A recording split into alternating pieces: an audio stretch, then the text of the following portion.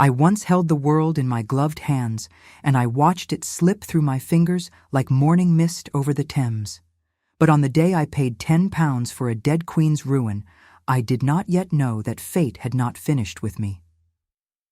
My name is Seraphina Ashworth, and I was once the Duchess of Hartwell. I write these words not to seek pity, for pity is a cold companion that offers neither warmth nor redemption. I write because the world remembers only what it wishes to remember, and the truth of my story deserves to be told before it, too, is forgotten like so many whispered secrets in candlelit drawing rooms.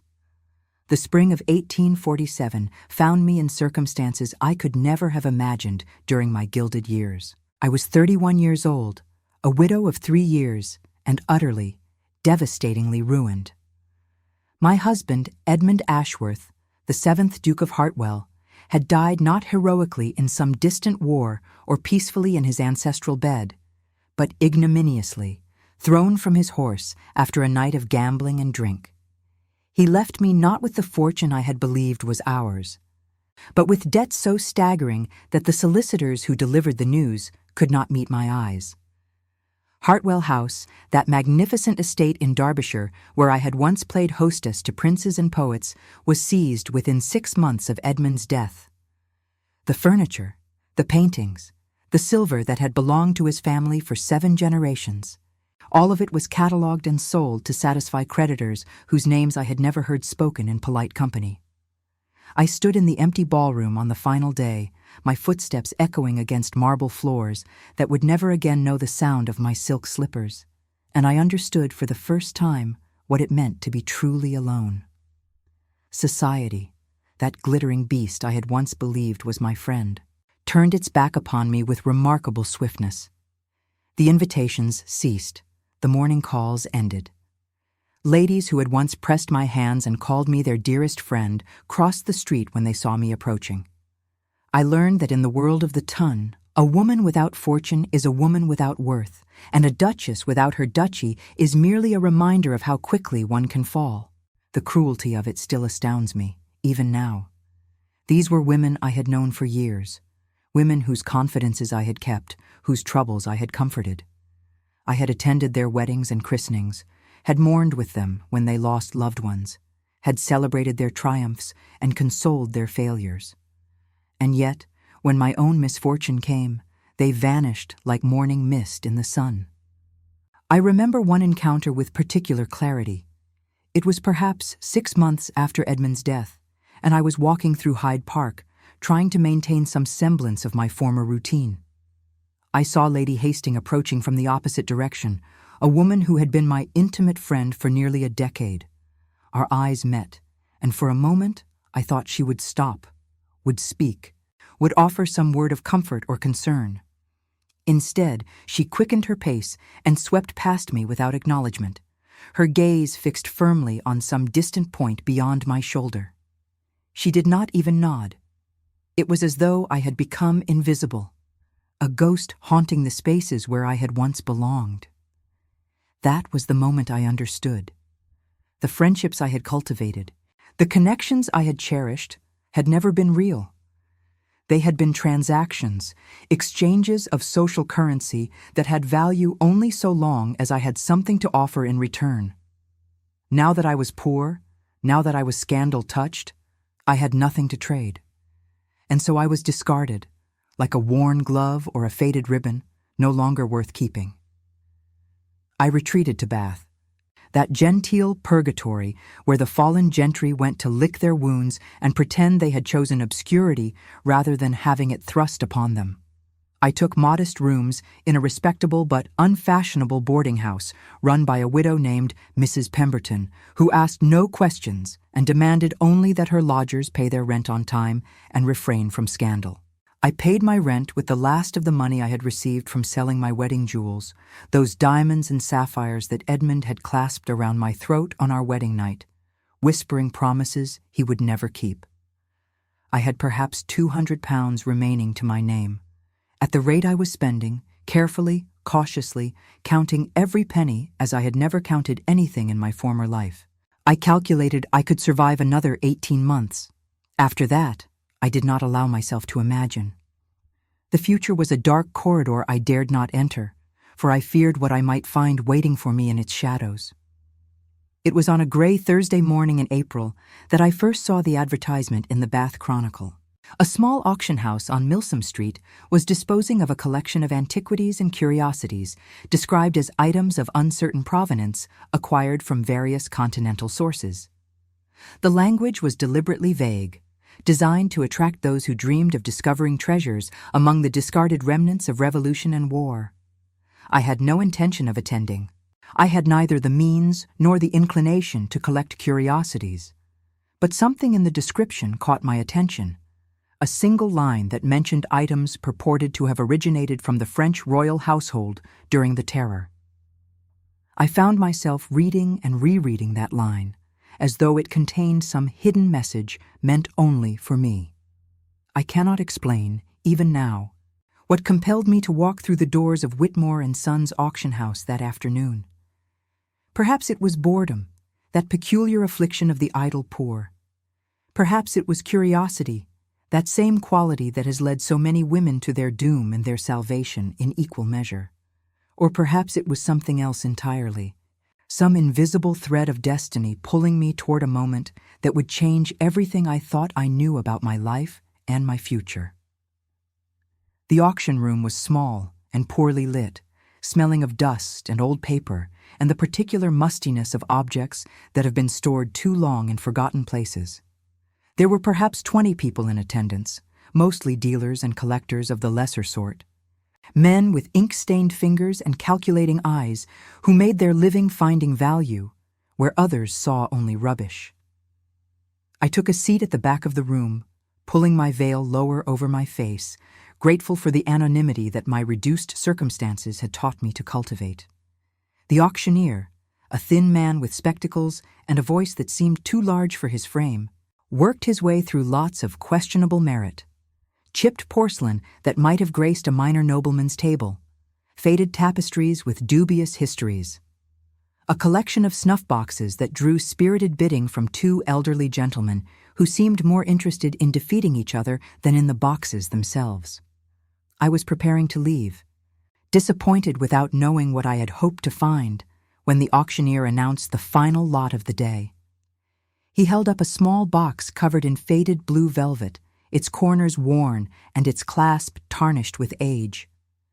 The velvet had once been the color of a summer sky, I thought, but time had reduced it to something closer to dishwater. "Ladies and gentlemen," he announced with a flourish that seemed excessive for so humble an object, "I present Lot 47. A traveling jewelry case, French, late 18th century. Provenance uncertain, but acquired from the estate of a Parisian dealer who claimed it was recovered from the Tuileries during the events of 1792. Empty upon examination, though the interior shows evidence of having once contained items of considerable size. We shall start the bidding at £1. I watched as the dealers exchanged knowing glances. Empty jewelry cases, regardless of their supposed history, held little interest for men who traded in tangible value. The bid rose slowly, reluctantly, to £3, then £4. At £5, only 2 bidders remained, and one of them shook his head and folded his catalogue with an air of finality. Going once at £5, the auctioneer called. Going twice. £10, I heard myself say. The room turned to look at me. I felt the heat rise to my cheeks beneath my veil, aware of how foolish I must appear. A woman in modest mourning clothes bidding £10 for an empty box with a fairy tale attached to it. But I did not withdraw my bid. Something in my chest, some feeling I could not name, insisted that I must have that box. I must. The other bidder, a stout man with ginger whiskers and a waistcoat straining at its buttons, considered me for a long moment. Then he shrugged and turned away, already scanning the room for his next opportunity. Sold, the auctioneer declared, to the lady in the veil for £10. I paid for my purchase with hands that trembled slightly, though I could not have said whether from excitement or from the knowledge that I had just spent a significant portion of my dwindling funds on what was almost certainly nothing more than a pretty piece of rubbish. The clerk wrapped the box in brown paper and tied it with string, handing it to me with the same indifference he would have shown any common customer. I carried my acquisition through the streets of Bath, past the graceful crescents and the Roman baths, past the pump room where I had once taken the waters in the company of countesses and cabinet ministers. Now I walked alone, clutching a package that represented either a moment of madness or something else entirely, something I dared not name even to myself. Mrs. Pemberton was in the parlor when I returned, entertaining a caller whose voice I could hear through the closed door. I slipped past without greeting her and climbed the stairs to my small room on the second floor, locking the door behind me with a sense of relief that bordered on the desperate. I placed the package on my writing desk and stood before it for what seemed like hours but was probably only minutes. The afternoon light was fading, and I lit a single candle, unable to afford the luxury of illuminating my chamber more brightly. In the flickering glow, I unwrapped the brown paper and lifted the velvet box into my hands. It was lighter than I had expected, and smaller too, no larger than a lady's reticule. The velvet was soft beneath my fingers despite its age, and when I brought it close to my face, I caught the faintest trace of a scent, something floral and long faded, like the ghost of a perfume worn by someone who had been dead for half a century. I opened the clasp with trembling fingers. The interior was lined with white silk that had yellowed with age, but still retained a certain elegance, the quality of its weaving evident even in its deteriorated state. And the auctioneer had been correct. It was empty. There were indentations in the silk, the impressions left by jewelry that had once rested there, but the jewelry itself was gone. I should have felt disappointed. I should have felt the bitter sting of foolishness that comes from allowing hope to overrule reason. But instead, I felt compelled to examine the box more closely, running my fingers along its interior edges, testing the silk lining for any sign of weakness or concealment. It was then that I noticed the irregularity. The bottom of the box, when I pressed upon it, did not feel solid.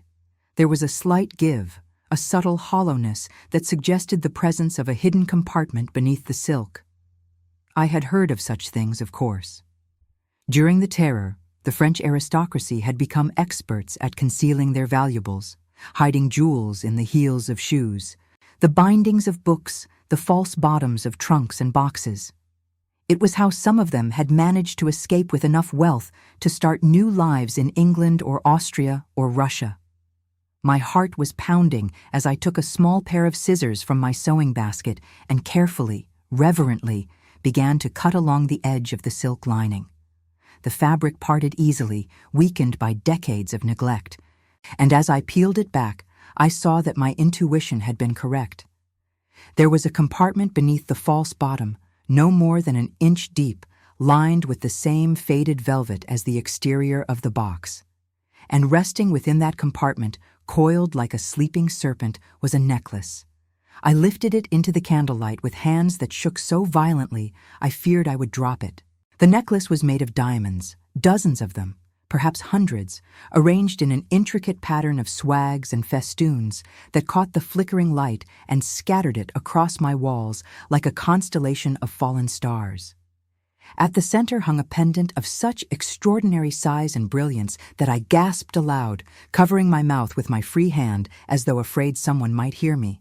I knew nothing of diamonds beyond what I had learned as a married woman, but I knew enough to recognize that what I held in my hands was not merely valuable. It was extraordinary. It was the kind of piece that graced the throats of empresses and queens, the kind of piece that started wars and ended dynasties. It was the kind of piece that had no business being hidden in a worn velvet box and sold at auction in Bath for £10. I sat on the edge of my narrow bed, the necklace draped across my lap, and I wept. I wept for joy and for terror, for the sudden reversal of fortune, and for the knowledge that such reversals always come at a cost. I wept because I understood, with a clarity that seemed almost supernatural. that my life had just changed irrevocably, and I did not yet know whether the change would be for better or for worse. The diamonds seemed to pulse with their own inner light, as though they contained some essence of the woman who had once worn them. I imagined Marie Antoinette, that doomed queen, clasping this necklace around her throat and looking at herself in the mirror. Had she known, in those final desperate months, that everything she loved was about to be destroyed? Had she held this necklace and wept, as I was weeping now, overwhelmed by the weight of fate? I stayed there for hours, holding the treasure in my hands, unable to move or think or plan. The candle burned down and guttered out, and still I sat in the darkness, feeling the cool weight of the diamonds against my skin. Finally, as the first light of dawn began to creep through my window, I roused myself. I could not sit here forever, paralyzed by wonder and fear. I had to think. I had to plan. I had to decide what to do next. When my tears had exhausted themselves, I rose and hid the necklace beneath the loose floorboard under my bed, a hiding place I had discovered during my first week in the boarding house and had thought I would never have occasion to use. Then I washed my face, straightened my hair, and went down to dinner as though nothing had happened, as though I had not just discovered a fortune in diamonds hidden in a 10-pound box. The following morning, I set out to discover the history of my find. I began at the lending library, where I had been granted borrowing privileges in exchange for occasional assistance with cataloging. The librarian, a kind elderly gentleman named Mr. Thornton, was accustomed to my interest in French history and thought nothing of my requests for books about the Revolution and its aftermath. I spent 3 days reading everything I could find about the fate of the French royal family, about the treasures that had been looted from Versailles and the Tuileries, about the jewels that had been lost and found and lost again during those bloody years. It was in a memoir written by a lady-in-waiting to Marie Antoinette that I found what I was seeking. The passage was brief, almost an aside, but it made my blood run cold. Among the jewels that were never recovered, the author wrote, was a diamond necklace of exceptional beauty that had been a gift from the Austrian court to Marie Antoinette upon her marriage to the Dauphin. It was said that the queen treasured this necklace above all others, not for its value, which was considerable, but because it reminded her of her mother and her homeland. When the royal family was removed from Versailles, the queen is believed to have entrusted the necklace to a loyal servant with instructions to keep it safe until it could be sent to her sisters in Austria. The servant disappeared during the massacres of September 1792, and the necklace was presumed lost forever. I closed the book with trembling hands. The necklace I had found matched the description perfectly. The swags and festoons, the extraordinary central pendant, the craftsmanship that spoke of the finest jewelers in Vienna. I had in my possession a piece of Marie Antoinette's personal collection, a treasure that had been missing for over 50 years. A fortune in diamonds that rightfully belonged to no one and therefore might rightfully belong to me. But even as hope bloomed in my chest, fear followed close behind.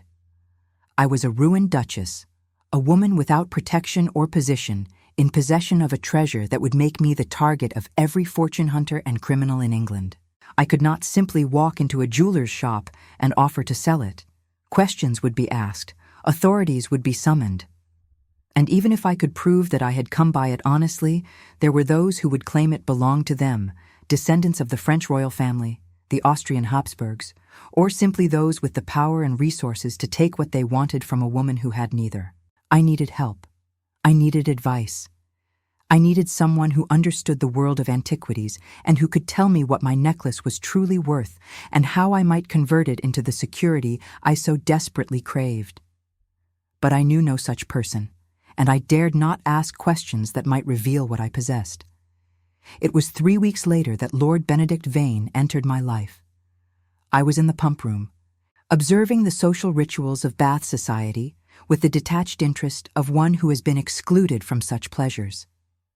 I found a certain bitter entertainment in watching the endless parade of eligible young ladies and their ambitious mothers, the fortune hunters and the gossips, the physicians prescribing water cures for ailments both real and imagined.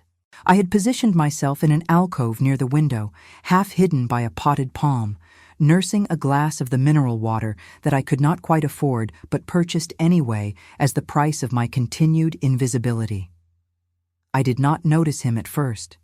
He was standing near the entrance, speaking with an elderly gentleman I vaguely recognized as a retired admiral of some distinction. He was tall and lean, with dark hair silvered at the temples and features that might have been carved from marble by a sculptor who understood both beauty and suffering. He wore his mourning clothes, for I noticed the black band on his arm, with an elegance that spoke of wealth and breeding. But there was something in his bearing that suggested he, too, understood what it meant to stand apart from the glittering world around him. Our eyes met across the room, and for a moment, neither of us looked away. There was recognition in his gaze, though I was certain we had never been introduced. It was not the recognition of acquaintance, but something deeper, the recognition of kinship that sometimes passes between those who have known loss. He excused himself from his companion and began to make his way across the room toward me. I felt my pulse quicken with something that might have been fear or anticipation, or both. I had spent 3 years avoiding the attention of men, knowing that a widow without fortune was either prey or pariah. But something in this man's approach told me he was neither predator nor judge. "Forgive my boldness," he said when he reached my alcove, and his voice was low and musical, touched with an accent I could not quite place. "I believe we have not been introduced, and I am aware that in approaching you thus, I am violating several cardinal rules of polite society. But I observed you from across the room, and I found I could not resist the impulse to make your acquaintance." I studied him for a moment before responding, noting the fine lines around his eyes that spoke of laughter or sorrow or both, the slight tremor in his hands that suggested nerves he was struggling to conceal. He was older than I, perhaps by a decade, and there was a weariness in his bearing that reminded me of my own. "You are correct, sir," I replied. "We have not been introduced. And this is indeed most irregular. But I find I am not inclined to stand upon ceremony. My name is Mrs. Ashworth. And you are?" A flicker of something crossed his face at the sound of my name. Recognition, perhaps, or memory. "Lord Benedict Vane," he said, bowing slightly. "The Earl of Thornbury. I believe I had the honor of meeting your late husband some years ago at a house party in Leicestershire." "It is possible," I said carefully. "My husband had many acquaintances." "He was a fortunate man," Lord Vane said, "and I am sorry for your loss." The condolence was delivered without the false piety I had grown accustomed to hearing. There was sincerity in his voice, and something else, something that told me he, too, had buried someone he loved. "I thank you for your kindness," I said. "I understand you are also in mourning, Lord Vane." He glanced down at the black band on his arm, as though he had forgotten it was there. "My wife," he said quietly. "She passed away 2 years ago, a fever that came upon her suddenly and would not be defeated by any remedy the physicians could devise. I brought her to Bath in the hope that the waters might restore her, but it was not to be. I am sorry," I said, and I meant it. We stood in silence for a moment, 2 strangers united by the bond of grief, watching the glittering crowd swirl around us like water around stones in a stream. Then Lord Vane spoke again, and his words surprised me. "Mrs. Ashworth, I wonder if I might call upon you tomorrow. I have a matter of some delicacy that I wish to discuss, a matter that I believe may be of mutual interest. I understand if you are not inclined to receive visitors, but I hope you will at least hear me out. I should have refused. Everything I knew about prudence and propriety told me that allowing a strange man to call upon me, a widow living alone in a boarding house, was the height of folly. But there was something in his eyes, something earnest and almost pleading, that made me hesitate.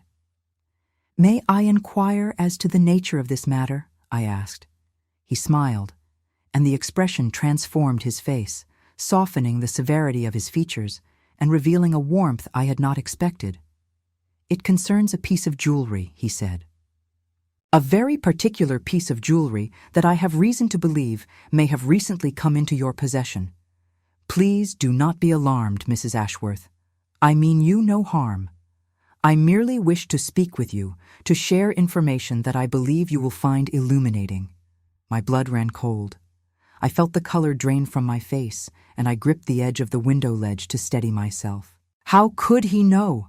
How could anyone know? I had told no one, had shown no one, had kept my secret as carefully guarded as any treasure in any vault. "I see that I have distressed you," Lord Vane said, and his voice was gentle. "That was not my intention. Please, Mrs. Ashworth, allow me to explain. I promise you, I am not your enemy. Indeed, I may be the closest thing to a friend you have in this matter." "And what matter would that be, Lord Vane?" I asked, my voice barely above a whisper. He leaned closer, so close that I could smell the sandalwood and leather of his cologne, and he spoke so quietly that no one but I could hear him. "The matter of a diamond necklace," he said, "once worn by a queen of France and believed lost for over 50 years. A necklace that was last seen in the possession of my grandmother's lady's maid, who disappeared during the September massacres of 1792. A necklace, Mrs. Ashworth, that I have been searching for since I was old enough to understand its significance." He stepped back and regarded me with an expression I could not read. "I will call upon you tomorrow at 2 o'clock, if that is agreeable, and I will tell you a story that I think will answer many of the questions I can see forming in your eyes." Before I could respond, he bowed again and walked away, disappearing into the crowd as though he had never existed. I stood alone in my alcove, my heart pounding, my mind racing, wondering what I had gotten myself into and whether the man who had just walked away was my salvation or my destruction. I did not sleep that night. I lay in my narrow bed, staring at the ceiling, listening to the sounds of the house settling around me and thinking about Lord Benedict Vane and the words he had spoken, his grandmother's lady's maid. The September massacres, a necklace he had been searching for his entire adult life. What did it mean? Was he telling the truth? Or was this some elaborate scheme to separate me from my discovery? I knew something of Lord Vane by reputation, though we had never moved in the same circles. The Earls of Thornbury were an old family, wealthy but not ostentatious, known for their scholarship and their discretion. The current Earl, I had read in some society column years ago, was a collector of antiquities, particularly those connected to the French Revolution. He had written papers for learned societies and was rumored to possess one of the finest private collections of revolutionary memorabilia in England. If he was telling the truth about his grandmother's connection to the necklace, then he had a claim to it, a claim that might be stronger than my own. And if he was lying, if this was some sort of confidence scheme designed to prey upon a vulnerable widow, then I was in grave danger indeed. But I had no choice but to receive him. If I refused, if I fled Bath in the night and tried to disappear with my treasure, he would surely follow. He knew what I had found, though I could not imagine how. Running would only confirm his suspicions and mark me as a thief in the eyes of the law. No, I had to face him, had to hear his story, had to determine for myself whether he was friend or foe. He arrived at precisely 2 o'clock the following afternoon. Mrs. Pemberton, who had been informed that I was expecting a caller, showed him to the small private parlor on the ground floor that lodgers were permitted to use for receiving guests. I was waiting for him when he entered, seated in a chair by the window with my hands folded in my lap, trying to project a calm I did not feel. He looked different in the afternoon light, less formidable and more human.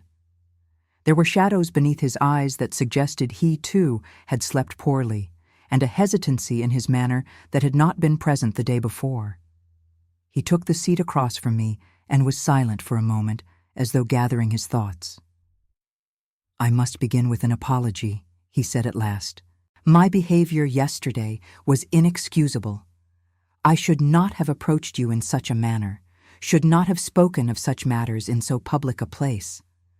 I can only plead that I have been searching for that necklace for so long that when I learned of its possible discovery, I lost all sense of propriety." "How did you learn of it?" I asked. "I told no one. I showed no one. I cannot understand how you could possibly know what I found." He smiled ruefully. "You attended an auction at Whitmore & Sons 3 weeks ago," he said. "You purchased a velvet jewelry case, French, late 18th century, for the sum of £10. The auctioneer mentioned the purchase to a colleague, who mentioned it to another, and eventually the information reached me. I have standing arrangements with several dealers and auction houses to be informed of any items that might be connected to the French Revolution. When I heard the description of what you had bought, I knew immediately what it was." "You knew the necklace was hidden inside?" He shook his head. "No, I only suspected.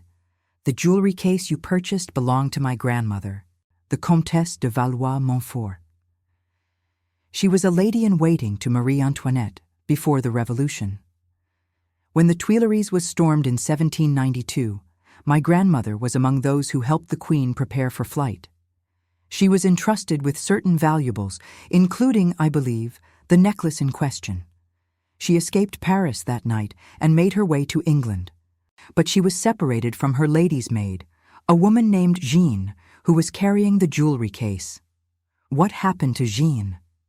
For a long moment, Lord Vane did not speak. When he did, his voice was heavy with old sorrow. "She was killed," he said, "in the September massacres. My grandmother spent years trying to learn her fate, trying to discover what had become of the valuables Jeanne had been carrying. She hired investigators, offered rewards, followed every rumor and every lead. But Jeanne and the jewelry case had simply vanished. My grandmother died without knowing what had happened, and I inherited her obsession along with her title." I considered his words carefully. Even if everything he said was true, even if the jewelry case had belonged to his grandmother and the necklace had been intended for her safekeeping, that did not mean he had a legal claim to it. Half a century had passed. The original owners were dead. The chain of custody had been broken beyond repair. "What is it you want from me, Lord Vane?" I asked. He met my eyes, and I saw in his gaze something I had not expected: honesty, vulnerability, a kind of desperate hope that reminded me of my own reflection in the mirror. "I want to see it," he said, "the necklace. I want to know that it still exists, that it survived all these years. I want to hold in my hands the treasure my grandmother died searching for. And then I want to discuss with you, as civilized people, how we might proceed. You found the necklace, Mrs. Ashworth. It was sold to you legally, and the law of treasure trove does not apply to objects that were clearly the property of individuals rather than buried hoards. You have every right to keep it, to sell it, to do with it as you please. But I'm asking you, as a gentleman and as someone who understands the weight of history, to consider another possibility." "And what possibility is that?" "That we might work together," he said. "That we might discover the full story of the necklace, authenticate its provenance, and ensure that its true significance is recognized. And that in doing so, we might both find something we have been searching for." I did not know what he meant by that last remark. I did not know if I could trust him, if his story was true, if his intentions were as honorable as he claimed. But I knew that I could not resolve this matter alone, that I needed allies and expertise and protection from the dangers that surely awaited a woman in my position. "Very well," I said. "I will show you the necklace, but I make no promises beyond that." "That is all I ask," he replied. I led him up the stairs to my room, conscious of the impropriety, but past caring about such things. Mrs. Pemberton saw us ascend and raised an eyebrow, but said nothing. She had long since learned that her lodgers had secrets, and she was wise enough not to pry into matters that did not concern her. In my room, I closed the door and knelt beside the bed, prying up the loose floorboard with fingers that trembled despite my efforts to steady them. I withdrew the velvet box and rose, holding it out to Lord Vane. He took it from me with the reverence of a priest receiving a sacred relic. For a long moment, He simply held it, running his fingers over the faded blue velvet, and I saw tears glittering in his eyes. "This was hers," he whispered. "This was my grandmother's. I recognized the color, the pattern of wear. She described it to me when I was a boy, told me stories of the treasures she had lost and the life she had left behind in France." He opened the box and lifted out the necklace, and the diamonds caught the afternoon light and scattered it across the walls of my modest room like a shower of stars. He held it up before his face, examining it with the practiced eye of a collector, turning it this way and that to study its construction. "It is authentic," he said at last, and his voice was thick with emotion. "There is no doubt. This is the Fontainebleau necklace, commissioned by Maria Theresa as a wedding gift for her daughter.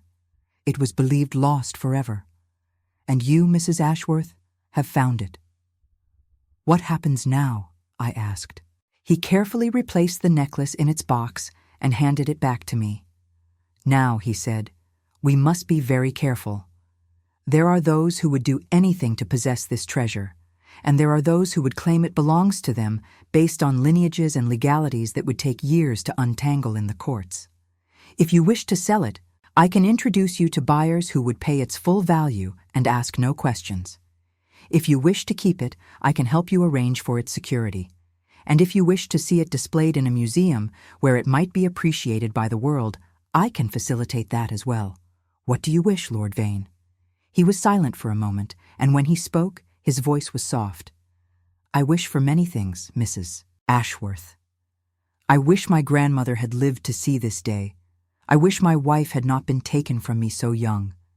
I wish I could turn back the clock and undo the mistakes of my past. But none of those wishes can be granted.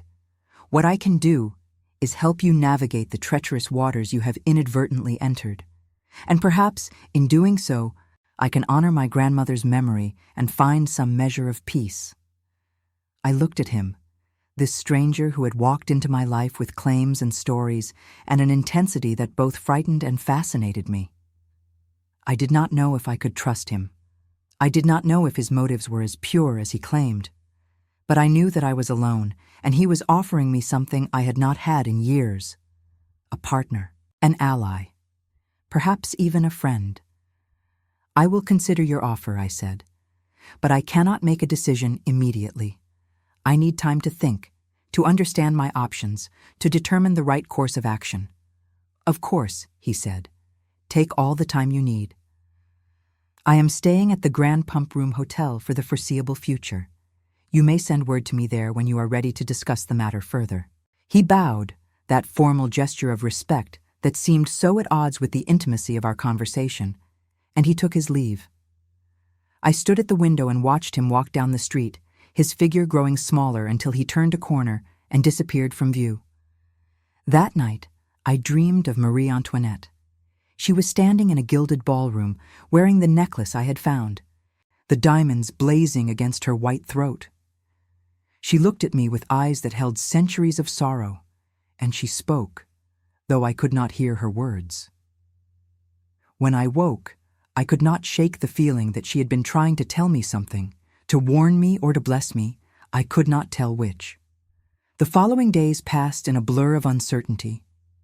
I went about my usual routines, taking my walks, attending my lending library, sitting in the pump room with my glass of mineral water. But my mind was elsewhere, turning over the problem of the necklace and the enigma of Lord Benedict Vane. I began to make inquiries, discreetly, carefully, using the skills of investigation I had developed during my years as a duchess navigating the treacherous waters of society. I wrote letters to old acquaintances, former servants, anyone who might have information about the Vane family and their connection to the French émigrés. I visited the lending library and searched for records of the Comtesse de Valois-Montfort, for any mention of her story in the histories and memoirs of the period. What I found confirmed much of what Lord Vane had told me. There had been a Comtesse de Valois-Montfort, a lady-in-waiting to Marie Antoinette who had escaped Paris during the Terror and settled in England. She had married an English gentleman, a distant cousin of the Earl of Thornbury, and their son had eventually inherited the earldom. The current earl, Lord Benedict Vane, was indeed her grandson. But I also found something else, something that gave me pause. In a memoir written by another émigré, there was a passing reference to the Comtesse and her collection of valuables that she had allegedly smuggled out of France at great personal risk. The memoirist hinted that the Comtesse had not been entirely honest about the origins of these valuables, that some of them might have been taken from the royal household without proper authorization. I did not know what to make of this information. It was possible that the memoirist was simply jealous or malicious, spreading rumors to damage the reputation of a rival. It was possible that the Comtesse had been given the valuables by the Queen herself, as Lord Vane had suggested, and that the memoirist was simply uninformed. But it was also possible that the necklace I had found was not a gift entrusted for safekeeping, but a theft committed during the chaos of revolution. If that were true, then Lord Vane's claim to the necklace was no stronger than my own. Indeed, it might be weaker, for it would be based on a crime rather than on any legitimate transfer of ownership. I decided to confront him with this information, to see how he would respond. If he was honest, he would acknowledge the uncertainty and work with me to establish the truth. If he was not, well, then I would know that my suspicions were justified and that I needed to protect myself accordingly. I sent a note to his hotel, asking him to call upon me the following afternoon.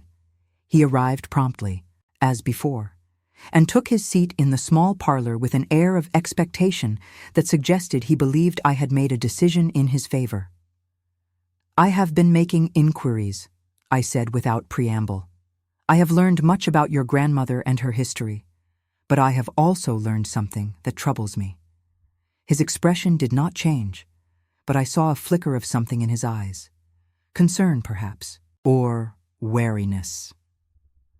"What have you learned?" he asked.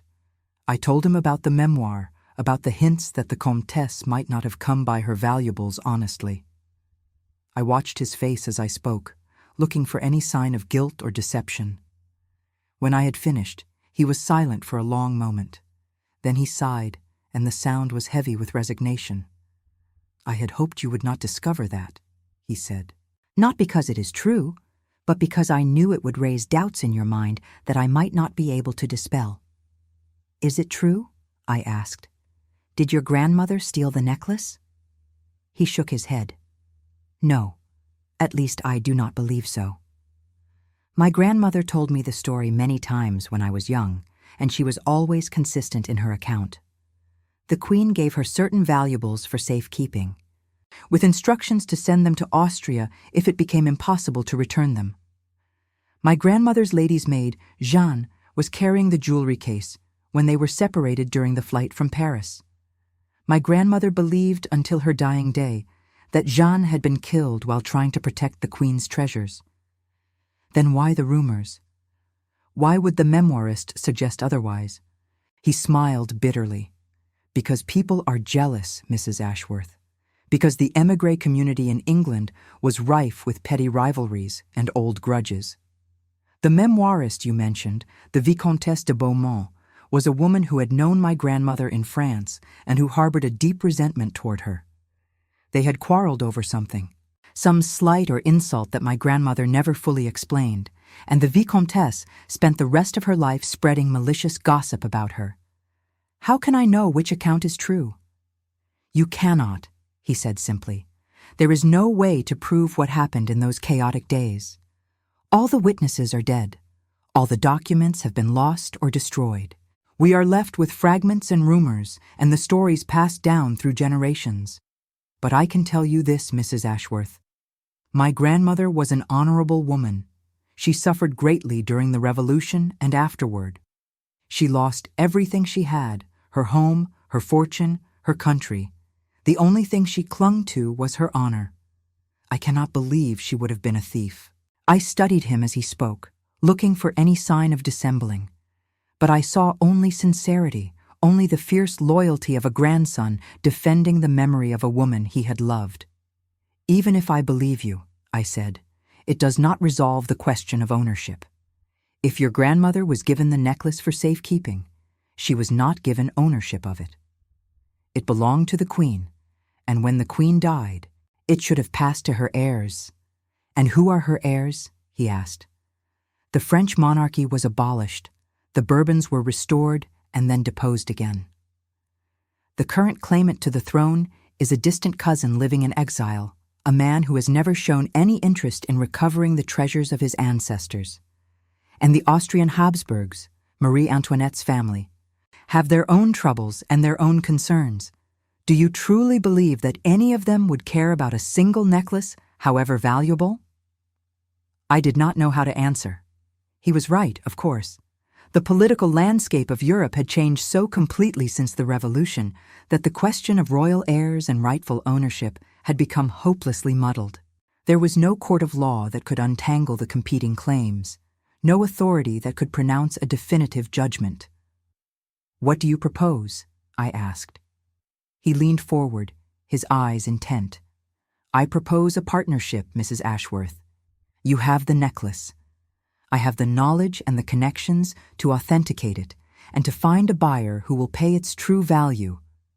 Together, we can navigate this situation in a way that benefits us both and honors the memory of those who came before us." "And how would the proceeds be divided?" "Equally," he said without hesitation. "Half to you, half to me. It is more than fair, given the circumstances. You took the risk of purchasing the box, of discovering the necklace, of keeping it safe. But without my expertise, you would have no way of realizing its value. We need each other, Mrs. Ashworth." I considered his proposal. It was reasonable, perhaps even generous. With half the value of the necklace, I could rebuild my life. I could purchase a small cottage somewhere quiet, live modestly but comfortably for the rest of my days. I could escape the grinding poverty that had been my companion since Edmund's death. But something held me back. Some instinct, some warning whispered by the ghost of experience. "I need more time," I said. "I will give you my answer within the week." He looked disappointed, but nodded graciously. "Of course, I understand. This is not a decision to be made lightly. I will await your word." He rose to leave, and as he did, he paused at the door. "Mrs. Ashworth," he said, and his voice was softer now, more personal. "I hope you know that my interest in this matter is not purely mercenary. I have enjoyed our conversations. I find you to be a woman of remarkable intelligence and strength. Whatever you decide about the necklace, I hope we might continue to be acquainted." I did not know how to respond to this unexpected confession. I felt a warmth bloom in my chest, a sensation I had not experienced in years, and I found myself looking at him not as a potential partner or adversary, but as a man. A handsome man, with kind eyes and a gentle manner, who seemed to understand something of my loneliness. "I would like that," I heard myself say. He smiled, and for a moment, the shadows that clung to him seemed to lift. Then he was gone, and I was left alone with my thoughts and my diamonds, and the growing suspicion that my heart, so long dormant, was beginning to awaken. The week that followed was the most tumultuous of my life since Edmund's death. I found myself thinking constantly of Lord Vane, replaying our conversations in my mind, analyzing every word and gesture for hidden meanings. Was he truly honorable? Or was he a skilled deceiver who had recognized my vulnerability and was exploiting it for his own ends? Was his interest in me genuine, or merely a strategy to secure my cooperation? I did not know. And yet, despite my uncertainty, I found myself drawn to him in ways I could not explain. When I walked through the streets of Bath, I found myself hoping to encounter him. When I sat in the pump room, I searched the crowd for his face. When I lay in bed at night, I imagined his voice, his smile, the way his eyes crinkled at the corners when he was amused. It was madness. It was folly. I was a ruined duchess, a woman with nothing to offer but a stolen fortune and a tarnished name. He was an earl, wealthy and respected, with a position in society that I had forfeited forever. Even if his interest was genuine, What future could there be for us? Society would never accept such a match. We would be outcasts, objects of ridicule and scandal. And yet, I could not stop hoping. It was during this week of turmoil that Lady Morgana Blackwood entered my life. But first, I must tell you of the letter that arrived one morning, slipped beneath my door while I slept. It bore no signature, no return address, only a single line written in an elegant hand that spoke of education and breeding. The necklace is not what you think. Be careful whom you trust. I read those words a dozen times, holding the paper up to the light as though some hidden message might reveal itself. Who had sent it? How did they know about the necklace? And what did they mean by suggesting it was not what I thought? The warning unsettled me deeply. Until that moment, I had believed that my secret was known only to Lord Vane and myself. But clearly, word had spread further than I realized. There were eyes watching me, ears listening, hands reaching toward the treasure I had discovered. I burned the letter in my fireplace, watching the paper curl and blacken, but the words remained etched in my memory. Be careful whom you trust. It was advice I had learned through bitter experience, yet somehow in my growing affection for Benedict, I had begun to forget it. That same afternoon, while walking through the parade gardens, I encountered Mrs. Pemberton, my landlady, who was taking the air with her sister, a woman I had never met. She introduced me as one of her lodgers, a respectable widow of quiet habits, and the sister looked at me with an interest that seemed excessive for so mundane an introduction. I understand you attended the auction at Whitmore's last month, the sister said, and I felt a chill run down my spine.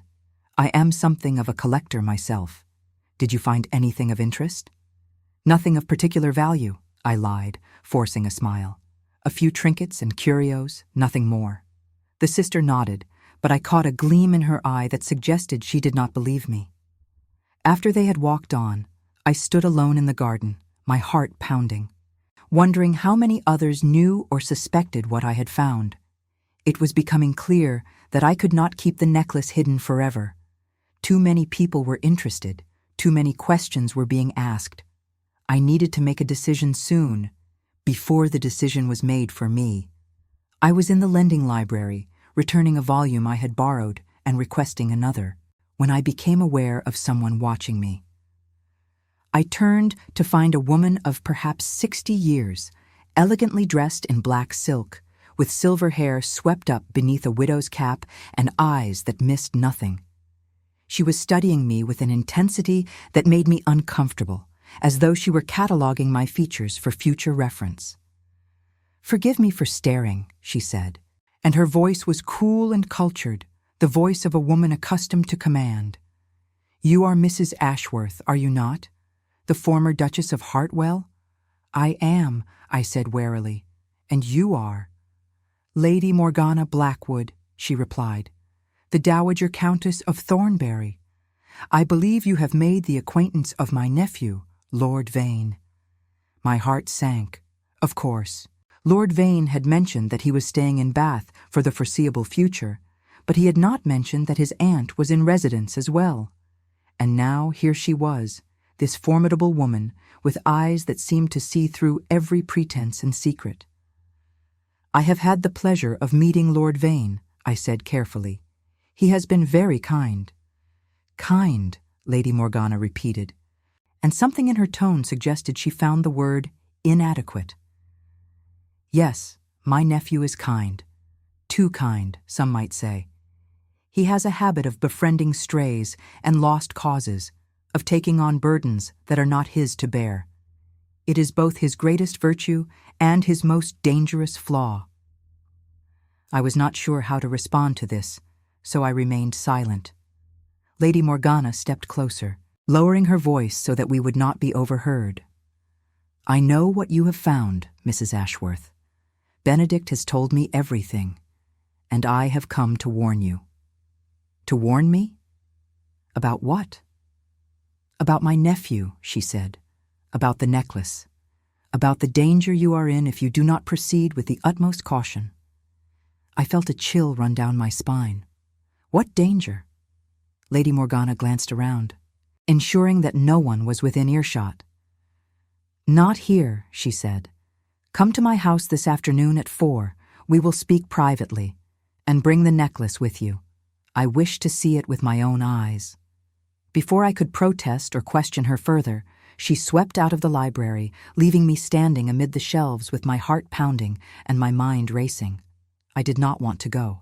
Every instinct screamed that this was a trap, that Lady Morgana was not to be trusted, that bringing the necklace to her house was the height of folly. And yet I found myself unable to resist. If there was danger, I needed to know its nature. If there were secrets, I needed to uncover them. And if Lady Morgana could tell me something about Lord Vane that would help me understand his true motives, then I needed to hear it. At 4 o'clock precisely, I presented myself at Lady Morgana's residence, a handsome townhouse on the Royal Crescent with a view of the sweeping lawns and the misty hills beyond. A butler admitted me and led me to a drawing room on the first floor, where Lady Morgana was waiting, seated in a chair by the fire with a cup of tea in her hands. She gestured to a chair opposite her. "Sit, Mrs. Ashworth, and show me what you have brought." I sat and withdrew the velvet box from my reticule. I had not wanted to bring it, but I had reasoned that Lady Morgana would not attempt anything untoward in her own home, where servants might hear any disturbance. I handed the box to her and watched as she opened it. Her reaction was not what I expected. She did not gasp or exclaim or weep as Lord Vane had done. Instead, she studied the necklace with a cold, appraising eye, turning it this way and that in the firelight. "Authentic," she said at last. "There can be no doubt. This is the Fontainebleau necklace. I have seen drawings and descriptions. It matches perfectly." "Lord Vane said the same," I ventured. Lady Morgana snapped the box closed and handed it back to me. Of course he did. Benedict has been obsessed with this necklace since he was old enough to understand the stories his grandmother told him. He has spent a fortune trying to find it, hiring investigators, purchasing dubious leads, chasing rumors across the continent. It has consumed him. "He told me it was to honor his grandmother's memory," I said. Lady Morgana laughed, and the sound was not pleasant. "Honoring memory is one thing. Obsession is quite another. My nephew is a good man, Mrs. Ashworth, but he is not a rational one, not when it comes to this necklace. He believes that finding it will somehow bring him peace, will lay to rest the ghosts that have haunted our family for generations. But I fear he is wrong." "What do you mean?" She was silent for a moment, staring into the fire. When she spoke, her voice was heavy with old grief. "My mother, Benedict's grandmother, was not the woman he believes her to be," she said. "She was not a noble victim of the Revolution, a loyal servant entrusted with royal treasures. She was a survivor, yes, but survival during the Terror required compromises that later generations prefer not to acknowledge." "What kind of compromises?" Lady Morgana turned to face me, and her eyes were hard. The necklace was not given to my mother for safekeeping. She took it. During the chaos of the storming of the Tuileries, when everyone was scrambling to save what they could, she saw an opportunity and she seized it. She was not a thief in the common sense, but neither was she the faithful servant Benedict imagines. I felt the ground shifting beneath me. Does Lord Vane know this? No, and you must not tell him. It would destroy him, Mrs. Ashworth. He has built his entire understanding of his family, his identity, on the story his grandmother told him. If he learned the truth, I do not know what it would do to him. Then why are you telling me? Because you need to understand what you are dealing with, Lady Morgana said. The necklace is not a simple treasure with a clear provenance. It is a complicated object with a complicated history, and there are those who would use that history to destroy my nephew and anyone associated with him. Who? There are collectors, Lady Morgana continued, powerful men who have spent decades searching for this necklace, just as Benedict has. Men who would not hesitate to use force or fraud to obtain it. And there are descendants of the French royal family, minor branches and distant cousins, who maintain claims to all the lost treasures of the Revolution. If word gets out that the Fontainebleau necklace has been found, they will descend upon you like vultures. Then what do you suggest I do?" Lady Morgana leaned forward, her gaze intense. "Sell it," she said. "Sell it quickly and quietly, through channels that will not attract attention. Take what you can get and disappear. Start a new life somewhere far from here, where no one knows your name or your history. It is the only way to ensure your safety." "And what of Lord Vane? What of his claim to the necklace?" "Benedict has no claim," Lady Morgana said flatly. "He has a fantasy, a dream he has nursed since childhood. But fantasies do not confer legal rights. The necklace is yours, Mrs. Ashworth. You purchased it legally. You found what was hidden inside. No court in England would award it to my nephew, regardless of his grandmother's supposed connection." I sat in silence, absorbing this information. Lady Morgana's words had shattered the narrative I had constructed, the story of a loyal servant and a grateful queen and a grandson seeking to honor his heritage. In its place was something murkier, a tale of opportunism and theft and family secrets carefully guarded for generations. And yet, I was not sure I believed her. "Why are you telling me this?" I asked. "What do you have to gain from warning me away from your nephew?" Lady Morgana smiled, and for the first time there was warmth in her expression. "I have nothing to gain," she said. "I am an old woman with no children of my own. My only concern is for Benedict, whom I raised after his parents died and whom I love as though he were my own son. I do not want to see him hurt. And I do not want to see you hurt either, Mrs. Ashworth. You seem like a decent woman who has been dealt a difficult hand. I am simply trying to help you play it wisely." I rose to leave, tucking the velvet box back into my reticule. "I thank you for your candor, Lady Morgana. I will consider what you have said." As I reached the door, she called after me. "One more thing, Mrs. Ashworth." I turned. "Be careful around Benedict," she said. "He is a good man, as I said, but good men can be dangerous when they are in the grip of obsession. He may not intend to hurt you, but that does not mean he will not do so." I left Lady Morgana's house with my mind in turmoil. I walked through the streets of Bath without seeing them, lost in thought, trying to reconcile the conflicting accounts I had heard. Lord Vane had painted a picture of a noble grandmother wronged by fate. Lady Morgana had revealed a more complicated truth, a woman who had seized an opportunity when it presented itself. Which account was correct? Perhaps both. Perhaps neither. Perhaps the truth lay somewhere in between, in the gray spaces where human motivation was never entirely pure or entirely corrupt. I returned to my lodgings and sat at my writing desk, staring at the velvet box that held the necklace. I had 3 choices, as I saw it. I could follow Lady Morgana's advice and sell the necklace quickly and quietly, disappearing with the proceeds before anyone else could stake a claim. I could accept Lord Vane's proposal and enter into a partnership with him, sharing the proceeds and trusting that his intentions were honorable. Or I could do nothing, holding on to the necklace while I continued to investigate, risking that others would learn of its existence and come for it.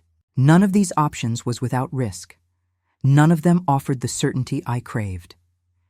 In the end, I made a decision that surprised even me. I decided to tell Lord Vane the truth. Not Lady Morgana's truth, but my truth. The truth about my situation, my fears, my hopes. I decided to lay my cards on the table and see how he responded. If he was the man I hoped he was, he would appreciate my honesty. If he was not, well, then I would know, and I could act accordingly. I sent him a note, asking him to call upon me the following afternoon. He arrived promptly, as always, and I received him in the parlor, but this time I did not sit across from him like a business partner. I sat beside him, close enough to touch, and I spoke from the heart. "Lord Vane," I began, "I have been thinking a great deal about our situation. About the necklace, certainly, but also about us. about what might exist between us if we were to allow it. He looked at me with an expression I could not quite read. "And what have you concluded?" I took a deep breath. "I have concluded that I am tired of pretending. I am tired of calculating and strategizing and protecting myself from every possible danger. I have lived that way for 3 years, and it has brought me nothing but loneliness and exhaustion. I do not want to live that way anymore." "What do you want?" he asked softly. "I want honesty," I said. "Complete honesty, even if it is painful. I want to know who you really are, Lord Vane. I want to know why you have been searching for this necklace for so long. I want to know what you hope to find in it and what you hope to find in me." He was silent for a long moment. Then he took my hand in his, and his touch was warm and gentle.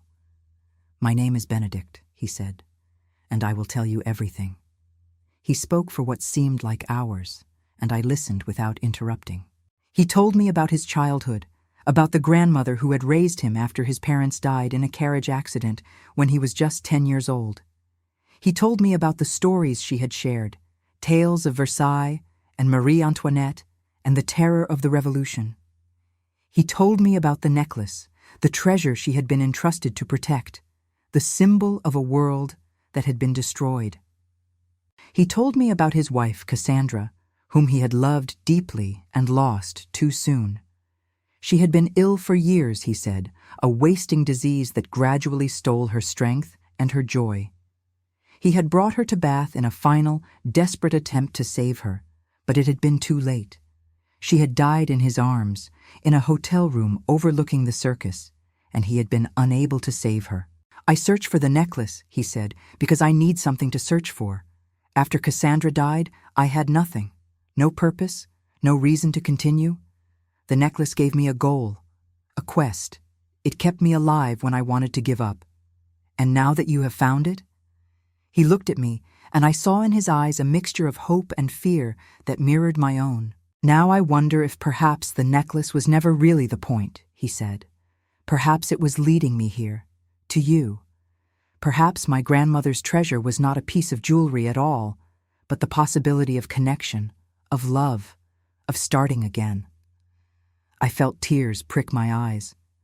I had not allowed myself to cry since Edmund's death, had not permitted myself the luxury of vulnerability. But here, with Benedict, I felt something crack open inside me, a wall I had built so carefully crumbling at last. "I am afraid," I whispered. "I have been hurt before. I do not know if I can trust again." He squeezed my hand. "So am I," he said. "But perhaps we can be afraid together. Perhaps we can learn to trust slowly, one step at a time." There was a moment of silence between us, heavy with possibility. I thought of all the years I had spent alone, guarding my heart, protecting myself from the disappointments I had come to expect from life. I thought of Edmund, who had promised to cherish me and had instead broken me piece by piece. I thought of the society that had abandoned me the moment I had nothing left to offer them. And then I thought of this man sitting beside me, this stranger who had walked into my life with his stories of lost treasures and family secrets. He had shown me kindness when he had no reason to. He had offered me partnership when he could have simply tried to take what he wanted. He had looked at me not as a ruined duchess or a vulnerable widow, but as a woman worthy of respect. Could I trust him? Could I open myself to the possibility of love again, knowing how deeply it could wound me? I did not know. But I knew, in that moment, that I wanted to try. I leaned forward and kissed him, and he kissed me back, and for the first time in years, I felt alive. The world seemed different after that kiss. Colors were brighter, sounds were clearer. Even the air I breathed seemed fresher and more invigorating. I walked through the streets of Bath with a lightness I had not felt in years, aware of how foolish I must look, this widow in her mourning clothes, smiling at nothing and no one. But I did not care. For the first time since Edmund's death, I had hope. Not hope for riches or restoration to society, but hope for something far more precious, connection, companionship, perhaps even love. The days that followed were the happiest I had known since my marriage began to crumble. Benedict and I spent every afternoon together, walking through the parks and gardens of Bath, taking tea in quiet cafes, exploring the Roman ruins with the enthusiasm of children. We talked for hours about everything and nothing, about books we had read, and places we had visited, and dreams we had never shared with anyone. He told me more about Cassandra, and I found that I was not jealous of her memory. She had been part of his life, part of who he was, and I could honor that without feeling diminished by it. In turn, I told him about Edmund, about the early years of our marriage when I had believed we might be happy, and about the slow disillusionment that followed. I told him about the gambling, the drink, the women, the gradual realization that the man I had married was not the man I thought he was. I loved him once, I said, or I loved who I thought he was. When he died, I mourned the life I had imagined more than the life we actually had. Benedict nodded. We all mourn what might have been, he said. It is part of being human. We did not speak of the necklace for several days. It sat in its hiding place beneath my floorboard, a presence I was acutely aware of, but reluctant to address. I knew we would have to decide its fate eventually, but for now, I wanted simply to enjoy this fragile happiness, this tentative connection that was blooming between us. It was Lady Morgana who forced the issue. She appeared at my lodgings one afternoon without warning, brushing past Mrs. Pemberton and ascending the stairs to my room before anyone could stop her. I heard the commotion and opened my door to find her standing in the hallway, her face pale with anger. "You have betrayed me," she said. "I warned you to stay away from my nephew, and you have ignored my advice. You have entangled him in your schemes, and now you will both pay the price." "I have no schemes, Lady Morgana," I said calmly. "I have done nothing but be honest with your nephew about my situation and my feelings." "Honest?" She laughed bitterly. "Is it honest to seduce him into forgetting his duty to his family? Is it honest to manipulate his obsession with that cursed necklace to secure your own future?" "I did not seduce him," I said, "and I have not manipulated anyone. Benedict and I have simply found comfort in each other's company. If you cannot accept that, I am sorry, but it is not your decision to make." Lady Morgana's eyes narrowed. "You think you know him," she said. "You think you understand what you are dealing with, but you do not.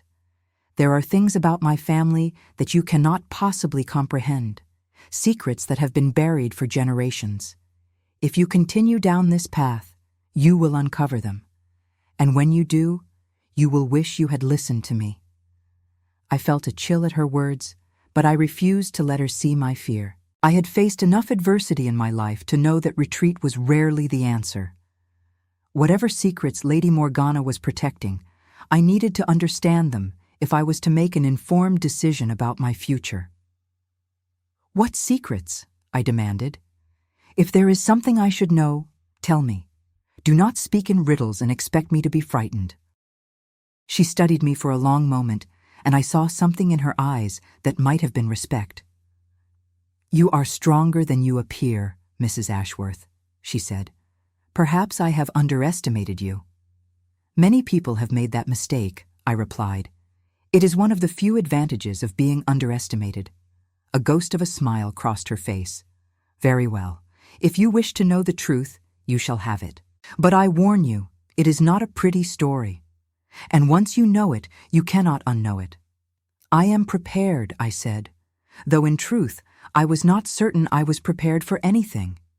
I only knew that I could not walk away from this mystery, not now, not when so much depended upon understanding what I was dealing with. For a moment, I thought she would refuse. Then she sighed, and the anger seemed to drain out of her, leaving only weariness. "Come with me," she said, "both of you. There is something I must show you."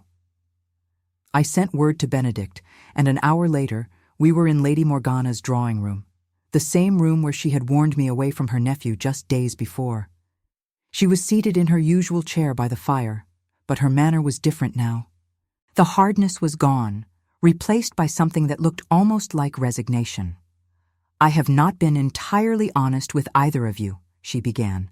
"I told you, Mrs. Ashworth, that my mother took the necklace during the storming of the Tuileries. That was true, as far as it went. But there is more to the story." She paused, gathering her thoughts. "My mother was not simply a lady-in-waiting to Marie Antoinette. She was also, for a time, the Queen's confidant and, some say, her lover." I heard Benedict inhale sharply. "Aunt Morgana," he said, "what are you saying?" "I am saying that the bond between my mother and the Queen was deeper than anyone knew," Lady Morgana continued. "When the Revolution came, when everything fell apart, they made a pact. My mother would take the most precious of the Queen's jewels and keep them safe. If the Queen survived, the jewels would be returned. If she did not, my mother was to use them to build a new life and to remember the love they had shared." Benedict was shaking his head. "This cannot be true. Grandmother never said anything about this." "Your grandmother was ashamed," Lady Morgana said gently. "She loved the Queen, and she lost her. She carried that grief for the rest of her life, and she could not bear to speak of it. So she created a different story, a story of duty and loyalty rather than love and loss. She told you what she thought you could accept." Benedict slumped back in his chair, his face pale.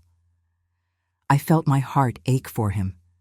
In a single moment, everything he had believed about his grandmother, about his family, about himself, had been upended. "Why are you telling us this now?" I asked. "Because you deserve to know the truth," Lady Morgana said, "and because the necklace carries more than monetary value. It is a symbol of a love that was impossible and forbidden and yet entirely real. My mother did not steal it. She accepted it as a gift from the woman she loved, a gift meant to ensure her survival. If you sell it, Mrs. Ashworth, you will be selling a piece of history that deserves to be remembered, not forgotten." "What do you suggest we do?" Benedict asked, his voice hollow. Lady Morgana looked at him with something like tenderness. "I suggest you do what your grandmother could not. Acknowledge the truth. Honor the love that brought this necklace into our family. And if you wish to sell it, do so openly with the full story attached. Let the world know what it represents, not just a fortune in diamonds, but a testament to a love that defied every convention of its age." I looked at Benedict, and he looked at me. Something passed between us, an understanding that went beyond words. "We will think about it," I said. Lady Morgana nodded. "Take your time, but be careful. There are those who would rather the truth remain buried. They will not take kindly to its exhumation." We left Lady Morgana's house in silence, walking through the streets of Bath without speaking. The afternoon was fading into evening, the sky turning shades of rose and gold, and the beauty of the world seemed at odds with the turmoil in our hearts. It was Benedict who spoke first. "I do not know what to believe," he said.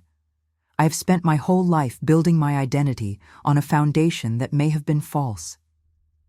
My grandmother, the woman I loved and admired above all others, may not have been who I thought she was, or she may have been exactly who you thought she was," I said gently. "A woman of courage and love, who survived impossible circumstances and did what she had to do to live. Does it matter whether she loved the Queen as a friend or as something more? Does it change who she was or what she meant to you?" He considered this. "No," he said slowly. "I suppose it does not." "Then perhaps we can let go of the need to know everything," I suggested. "Perhaps we can accept that the past is complicated and that the people we love are complicated too. And perhaps we can focus on what we can control, which is how we move forward from here." He stopped walking and turned to face me. "When did you become so wise, Mrs. Ashworth?" I smiled. I had an excellent teacher. Life, with all its disappointments and surprises, has a way of imparting wisdom to those who are willing to learn. He took my hands in his. "I love you," he said. "I know it is too soon to say such things, but I cannot help it. I love you, Serafina. Whatever happens with the necklace, whatever we discover about my family, I want you by my side." I felt tears spring to my eyes, but they were tears of joy, not sorrow. I love you too, Benedict. I have been afraid to admit it, even to myself, but it is true. I love you, and I want to face whatever comes next together. He kissed me there in the street, in full view of anyone who might be passing, and I did not care. Let society gossip.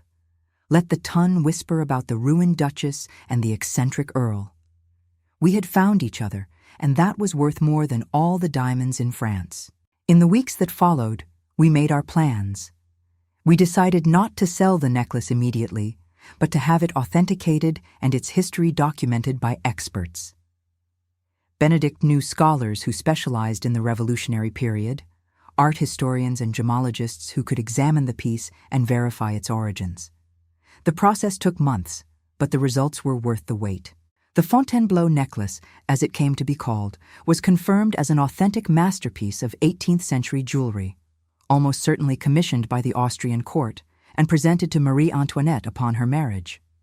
Its value was estimated at well over £1 million, a sum that took my breath away when I heard it. But the most remarkable discovery was not the necklace's provenance, but the letters that were found hidden in another secret compartment of the velvet box. Letters written in French, in a delicate feminine hand, addressed to dearest M, and signed with a single initial, A. They were love letters, the scholars confirmed. Love letters from Marie Antoinette to Madame Montfort, as the Comtesse had been known in her youth. They spoke of longing and devotion, of stolen moments and impossible dreams. They were tender and passionate and heartbreaking, and they told a story that history had forgotten. When the letters were published, they caused a sensation. Newspapers across Europe reported on the discovery, and scholars debated their significance. Some dismissed them as forgeries, but the weight of evidence was overwhelming.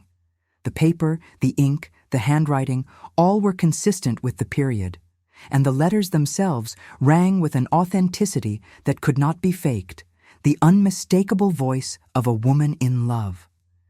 Lady Morgana was vindicated. Her story was true. And Benedict, far from being devastated by this confirmation, found a strange peace in it. My grandmother loved and was loved, he said to me one evening as we sat before the fire in his London townhouse, for we had left Bath behind and taken up residence together, scandalizing society and caring not at all. She experienced a great passion, even if it ended in tragedy. That is more than many people can claim. I leaned against his shoulder, feeling the warmth of his body beside me. Do you regret learning the truth? He was silent for a moment. No, he said at last. I regret nothing. The truth is always better than illusion, even when it is painful. And this truth has given me something I never expected. What is that? Permission, he said. Permission to love openly, without shame. My grandmother hid her love because society demanded it. I will not make the same mistake. I will love you openly, Serafina, for all the world to see.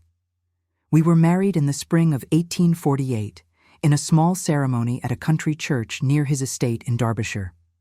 Lady Morgana was there, as were a handful of close friends who had stood by us through the scandal and the gossip. It was not the grand society wedding I had once dreamed of, but it was perfect. It was ours. I remember the morning of our wedding with crystalline clarity. I woke before dawn, unable to sleep, and sat by the window of my room at the estate, watching the sky lighten from black to gray to pale gold. The garden below was heavy with dew, and somewhere in the distance a bird was singing its morning song. I had been married before, of course. My first wedding had been a grand affair, held at St. George's in Hanover Square with half the ton in attendance. I had worn a gown of white satin and a veil of Honiton lace, and I had walked down the aisle believing that my life was just beginning, that all my dreams were about to come true. How wrong I had been. How little I had understood about marriage, about love, about the difference between appearance and reality. This wedding would be different. There would be no crowds of society guests, no elaborate festivities, no pretense of grandeur. There would be only Benedict and me, pledging ourselves to each other in the presence of those who truly cared for us. And that, I realized, was enough.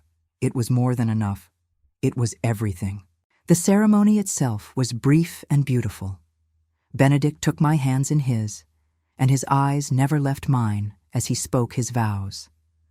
I heard the tremor in his voice when he promised to love and cherish me, and I felt my own voice shake as I made the same promise in return.